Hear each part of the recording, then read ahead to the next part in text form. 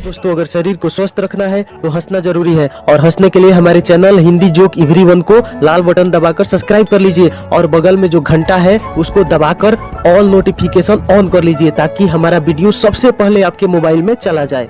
संता बंता दोनों लाला जी की दुकान पे गए। संता बोला, भाई मेरा इस लाला की बीबी के साथ चक्कर है, मैं 1 घंटे में वापस आऊंगा, तू लाला जी पे नजर रखना। बंता बोला, ठीक है। जैसे ही लाला दुकान बंद करके जाने लगा, बंता उससे सामान खरीदने लगा और इधर उधर की बातें करने लगा। फिर बंता को लगा लाला जी अच्छा आदमी है, वो उसके साथ गलत कर रहा है। बंता बोला, लाला जी मुझे माफ कर दो, संता का आपकी बीबी से चक्कर है। लाला जी बोले, अबे साले मेरी बीबी को मरे हुए 5 साल हो गए, जल्दी भाग के अपने घर जा, अभी तेरे पास 10 मिनट बचे हैं। दोस्तों एक वीडियो बनाने में 24 घंटे लगते हैं आपके हंसाने के लिए, तो प्लीज पूरा देखिए और एक लाइक भी कर दीजिएगा। नेता गांव में गरीबों की समस्या सुनने गया। नेता बोला, बताइए आपकी क्या क्या परेशानियां हैं। बुढ़ा बोला, बेटा गांव में पानी बिजली तो है, लेकिन एक भी शमशान घाट नहीं है। नेता बोला, तो मैं क्या करूं। बुढ़ा बोला, गांव में शमशान घाट बनवा देते तो ठीक रहता। नेता बोला, ठीक है, इस बार हमको जिताना, सबके घरों में एक एक शमशान घाट बनवा दूंगा। फिर क्या, बुढ़ा लाठी लेकर आ गया और नेताजी को दे दनादन, दे दनादन। नहीं जा पाया आज मंदिर, तो घर में ही माँ के पैर दबा दिए। माँ की ममता भावनाओं में बह निकली, जमा के 2 लात दी और बोली, या तो तू ठीक से पैर दबा या फिर मोबाइल ही चला ले। छोटा बच्चा थाने के सामने रोड पर पोटी कर रहा था, पुलिस ने उसे पकड़ लिया। जब उसे ले जाने लगे तो बच्चा बोला, ओ कानून के रखवालो, सबूत तो उठा लो। एक औरत अपनी परेशानियों को लेकर एक बाबा के डेरे में पहुंची। बाबा ने सारी परेशानियों को बड़े गौर से सुना, फिर बोले, बेटी इसका हल निकल जाएगा, सब ठीक हो जाएगा, लेकिन इसके लिए कुछ खर्च आएगा। औरत ने पूछा, कितना खर्च आएगा। बाबा बोले, तुमसे मैं ज्यादा तो नहीं ले सकता, लेकिन पुराणों के अनुसार हमारे कुल 33 करोड़ देवी देवता है, बस सबके नाम से 1-1 पैसा दान कर देना।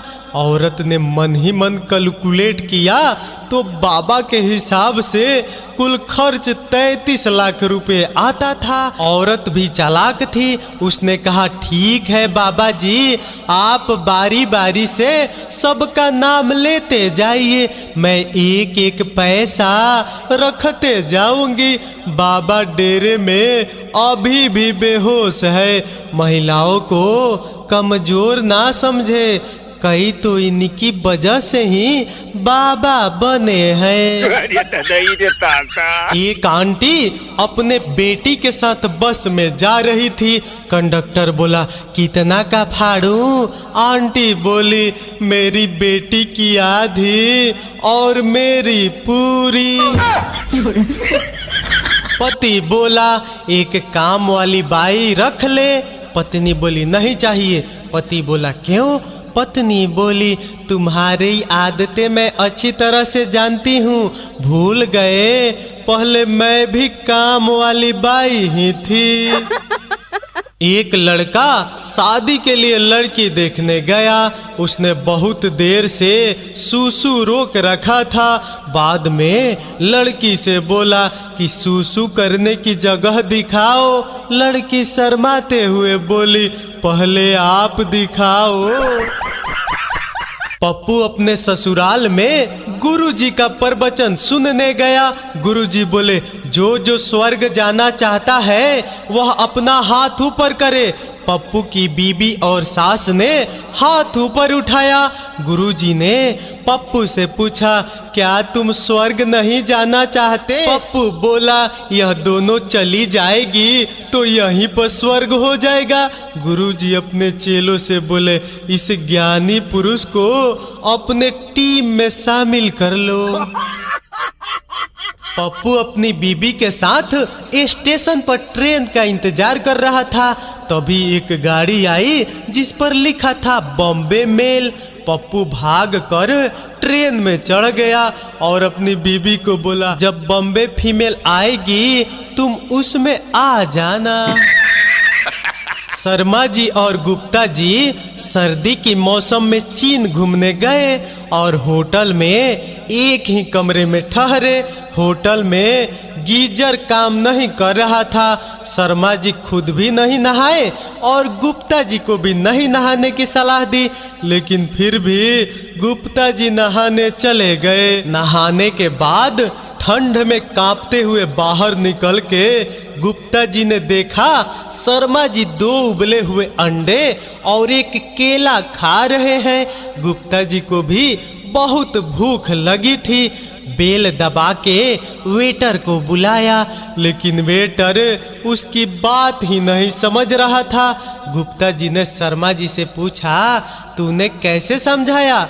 शर्मा जी बोले, मैंने लुंगी उठा के दिखाया और वह समझ गया। गुप्ता जी ने भी भूख के मारे लाज शर्म छोड़ के वही किया। कुछ देर बाद वेटर 2 किशमिश और एक काजू लेके आया। यह देखकर शर्मा जी गुप्ता जी से बोले, इसलिए तुझसे बोला था कि ठंड में मत नहा। एक बार जंगल में चीते और गधे में बहस हो गई। चीते ने कहा, आसमान का रंग नीला है, और गधे ने कहा, आसमान का रंग काला है। चीते ने कहा, चलो जंगल के बादशाह शेर के पास चलते हैं। दोनों ने शेर के पास पहुंचकर किस्सा सुनाया। शेर ने सुनकर कहा, चीते को जेल में डाल दो। चीते ने गुस्से में कहा, बादशाह सलामत, ये कैसा इंसाफ है? बात मेरी सही है और जेल भी मुझे भी भेज रहे हैं। शेर ने कहा, बात सही और गलत की नहीं है, तुम्हारा कसूर ये है कि तुमने एक गधे से बहस की। चिंकी बोली, आजा बहन मंदिर चले।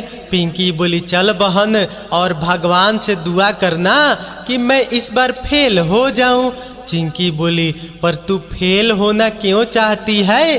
पिंकी बोली, पापा ने कहा है पास हो गई तो स्कूटी दिलाऊंगा और फेल हो गई तो शादी कर दूंगा।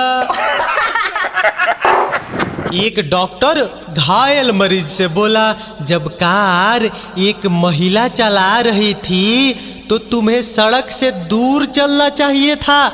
मरीज कराहते हुए बोला, कैसी सड़क, मैं तो खेत में लोटा लेकर बैठा हुआ था। एक राजा था, उसने 10 खूंखार जंगली कुत्ते पाल रखे थे। उसके दरबारियों और मंत्रियों से जब कोई मामूली सी गलती भी हो जाती तो वह उन्हें उन कुत्तों को ही खिला देता। एक बार उसके एक विश्वास पात्र सेवक से एक छोटी सी भूल हो गई। राजा ने उसे भी उन कुत्तों के सामने डालने का हुक्म सुना दिया। उस सेवक ने उसे अपने 10 साल की सेवा का वास्ता दिया, मगर राजा ने उसकी एक न सुनी। फिर उसने अपने लिए 10 दिन की मोहलत मांगी, जो उसे मिल गई। अब वो आदमी उन कुत्ते के रखवाले और सेवक के पास गया और उसे विनती की कि वह उसे 10 दिन के लिए अपने साथ काम करने का अवसर दे। किस्मत उसके साथ थी। उस रखवाले ने उसे अपने साथ रख लिया।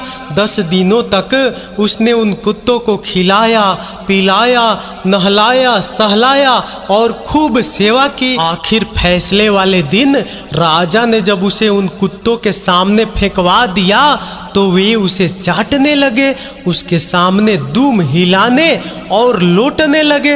राजा को बड़ा आश्चर्य हुआ। राजा के पूछने पर उस आदमी ने बताया कि महाराज, इन कुत्तों ने मेरी मात्र 10 दिन की सेवा का इतना मान दिया।